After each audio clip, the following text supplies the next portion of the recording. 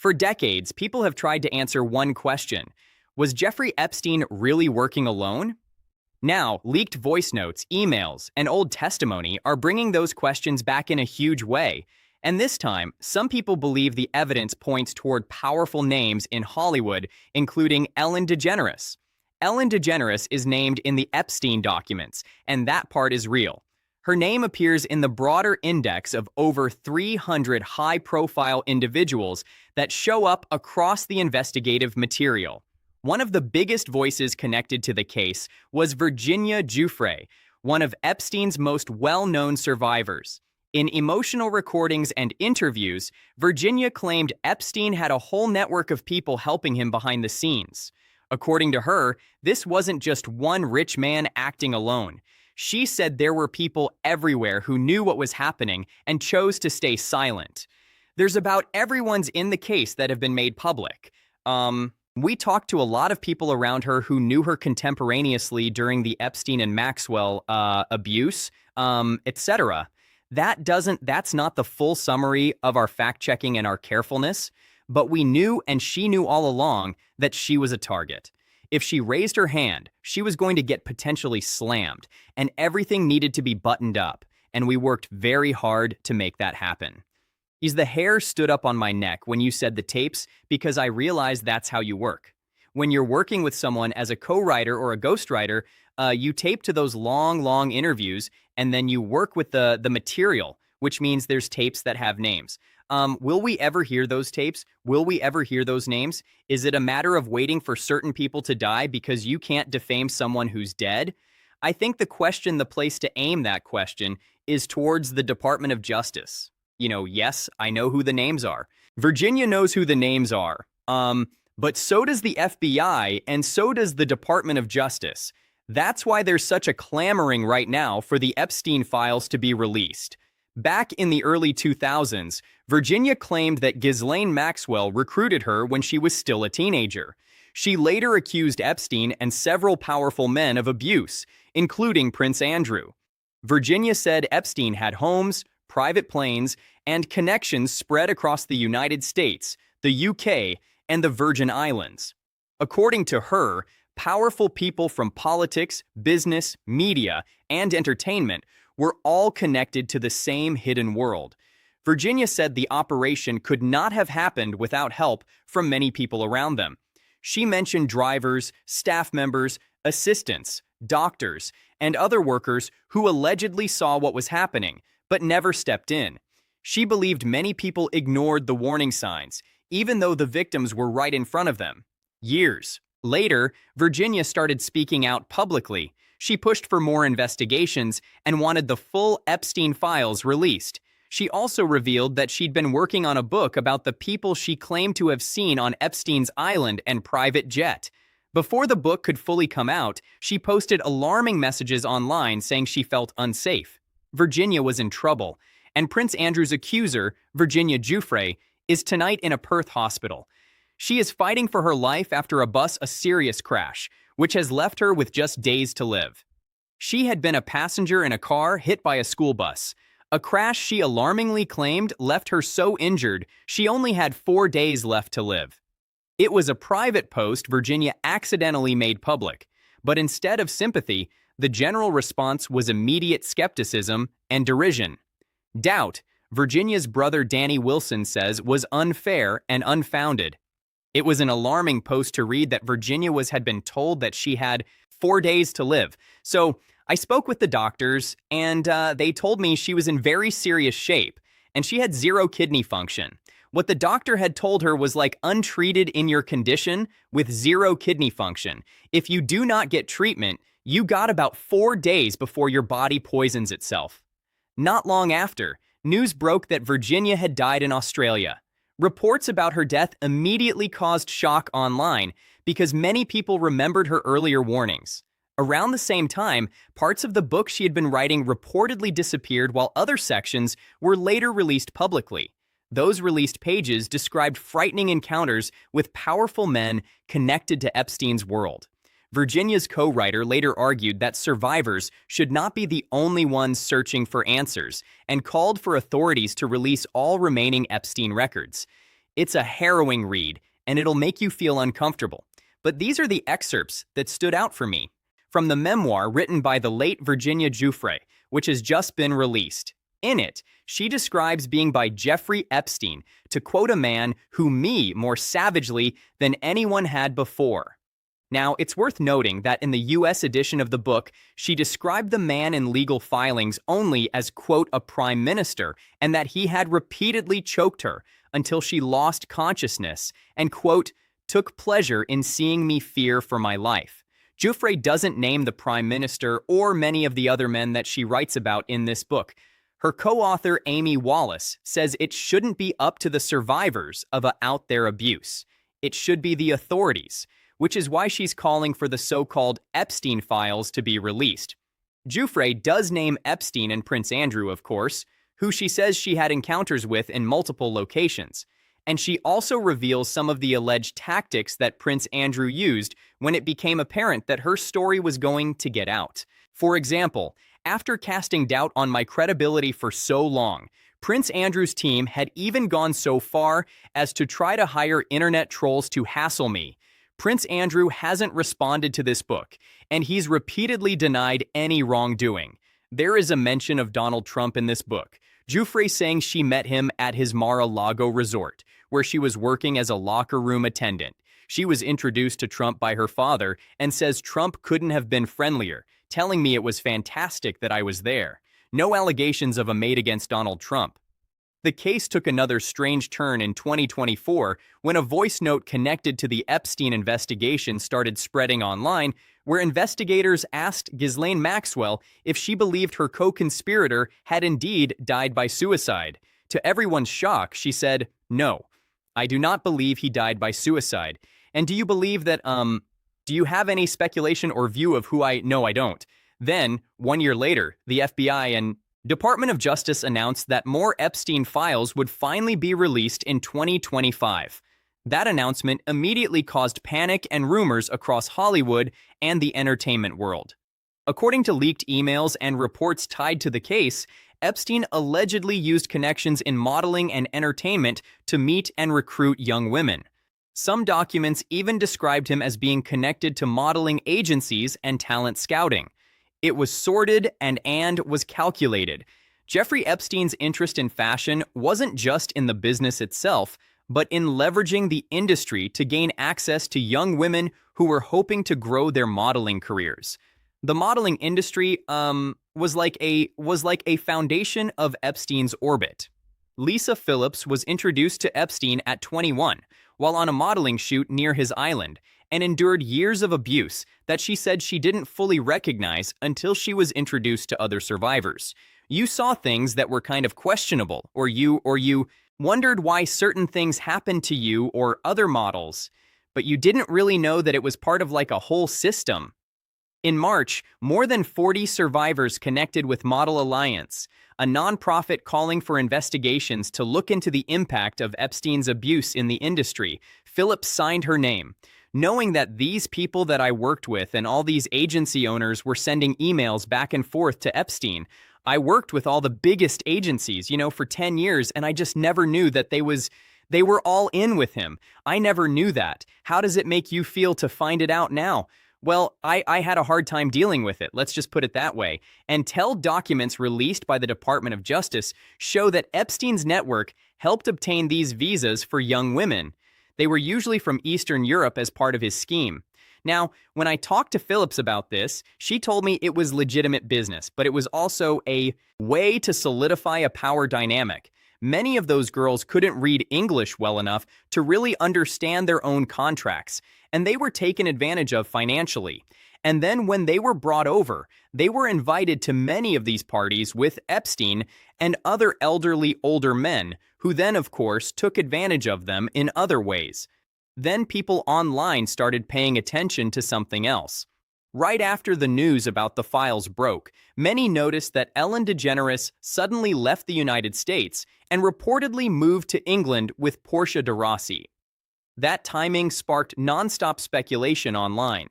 Critics and internet commentators started asking why Ellen would leave the country just as more Epstein information was expected to come out. The rumors only grew louder because Ellen had already been facing years of backlash about what people claimed happened behind the scenes on her talk show. Her public image as the be kind celebrity had started falling apart after former employees accused the workplace of being toxic and intimidating. Work for Ellen as well. Yeah, I did the first 2 years on that show. And she was rough. She was the C word. Yeah.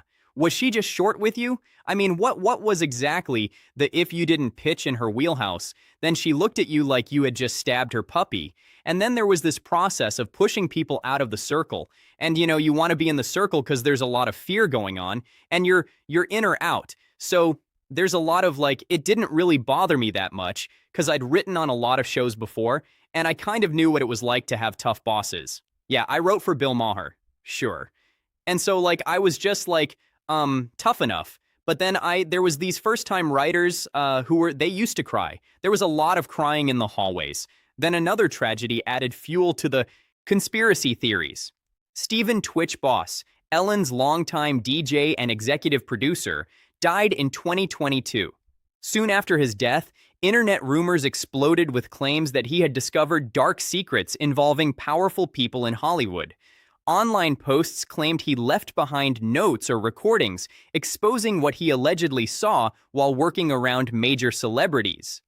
Flown Bella explained the truth about Stephen Twitch Boss. She alleged that he was unalived because he was getting ready to expose a group of people high up in the entertainment industry doing horrible things. She explained that Twitch had videos, maybe a wire, and even documentation on this person and this group taking advantage of people.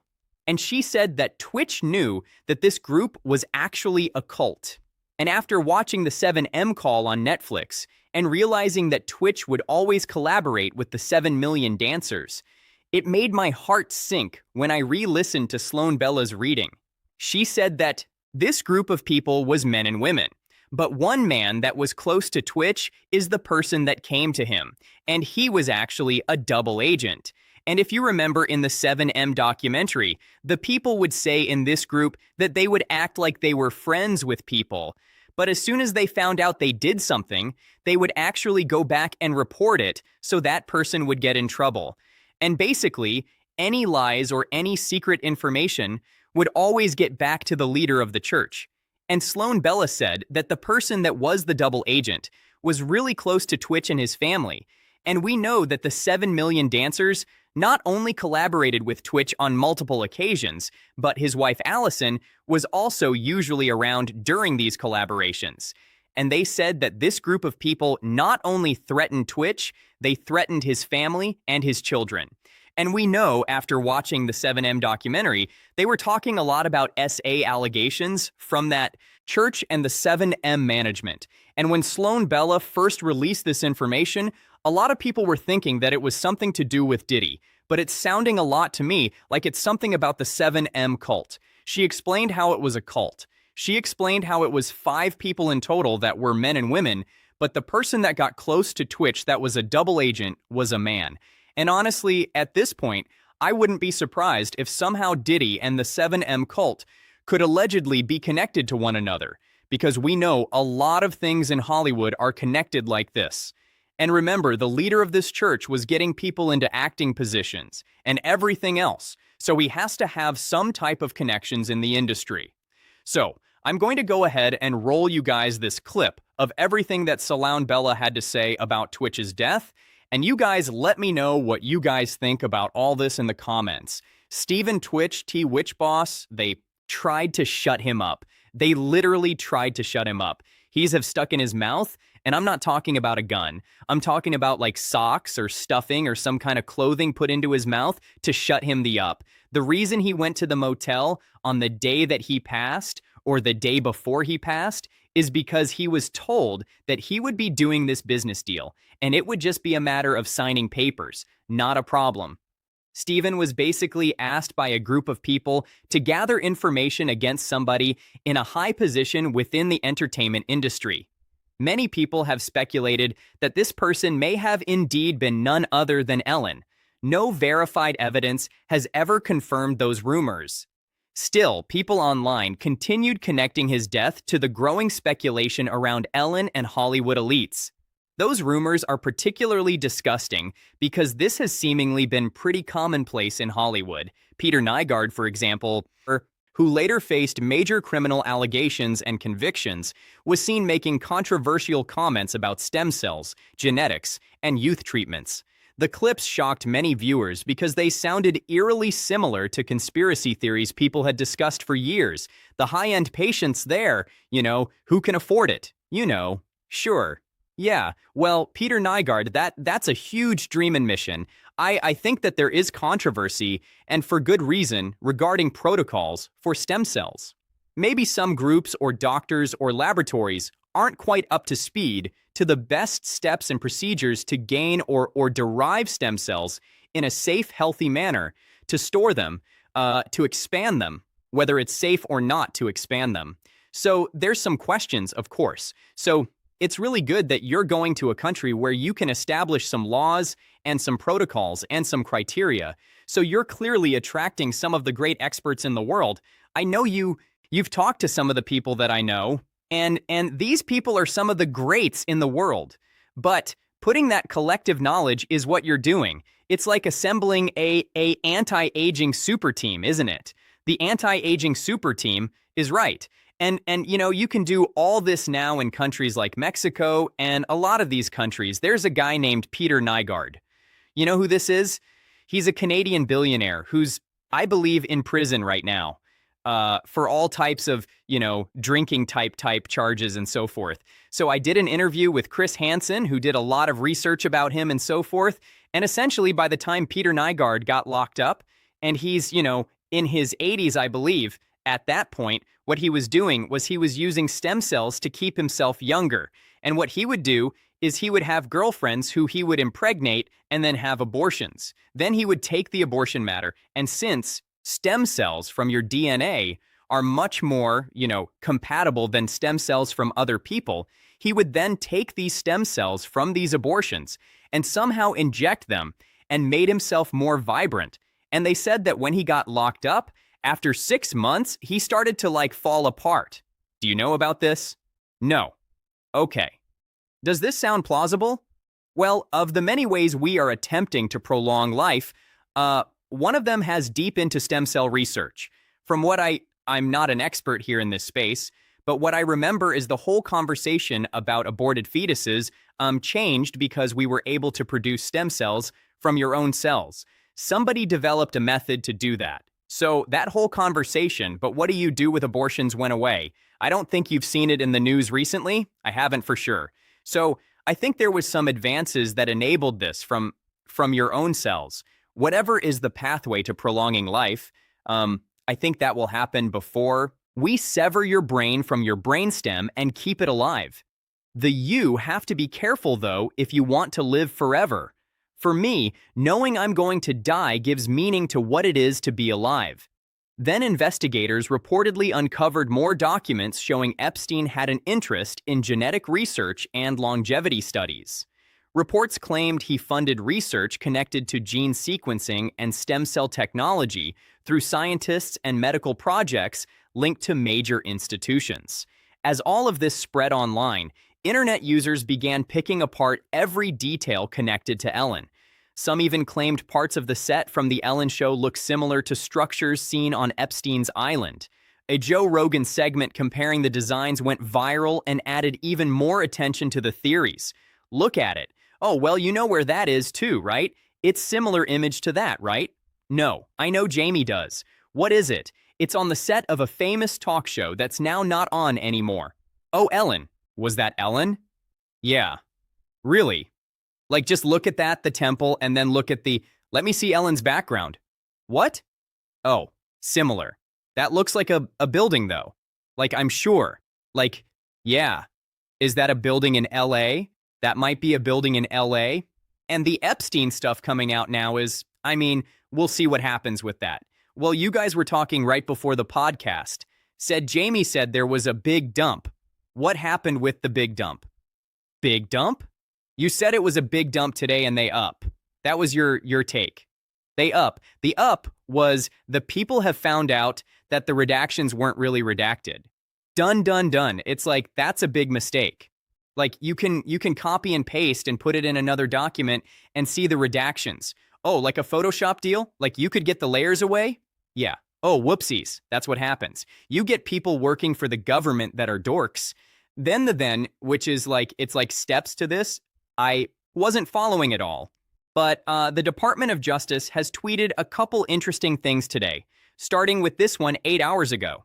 So it's like 6 a.m. As more files, interviews, and alleged leaks continue surfacing, the Epstein case remains one of the most disturbing and controversial scandals tied to powerful elites in modern history. While many online theories surrounding Hollywood figures like Ellen DeGeneres remain completely unproven, with many believing that until every document is released and every allegation properly investigated, the full truth behind Jeffrey Epstein's network may never truly be known.